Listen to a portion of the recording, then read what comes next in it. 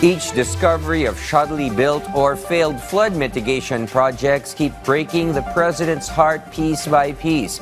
Structures that have mostly collapsed not so much by the materials on which they were built, but by the collective greed of lawmakers, politicians, and vested interests in the bureaucracy who conspired to fleece government and the public of services they paid for and deserve.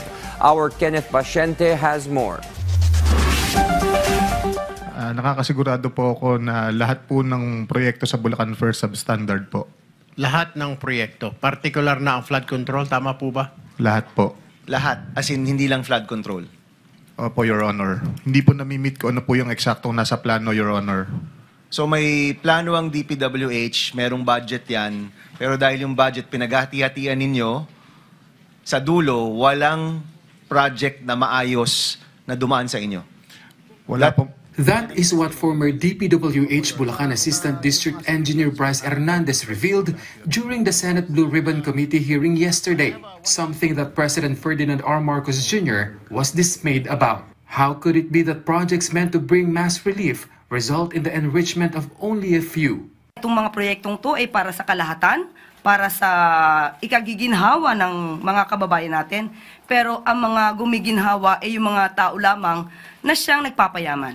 The Palace also defended the Independent Commission for Infrastructure. Senator Rodante Marcoleta questioned the independence of the commission, saying it relies on other government agencies. Malacanang insists there is nothing wrong if the ICI gathers information from the Senate or the House of Representatives to help in its investigation. Saan ba sila kukuha ng mga impormasyon? Sa lahat na maaari nilang pagkakuhanan. You just cannot get evidence out of thin air. Magmumula rin ito sa mga dokumento mula sa gobyerno. Hindi lamang yun ang titignan ng ICI. Lahat ng anggulo na maaari nilang makuha para makumpletong ebidensya.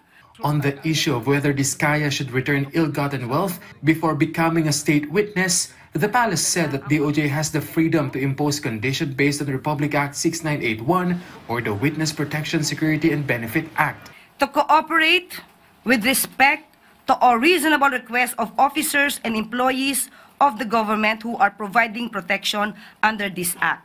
So in other words, malaya po na makapagbibigay ng mga reasonabling requirements or mga kondisyon ang DOJ bago po maisama ang isang witness under the Witness Protection Program. In Curly Diskaya's statement during the hearing, he claimed that kickbacks in infra projects under the current administration rose to 25 to 30%. The Palace responded that such revelation is nothing to be proud of, adding this is precisely why the President ordered a wide-ranging investigation and wants those responsible to be held accountable.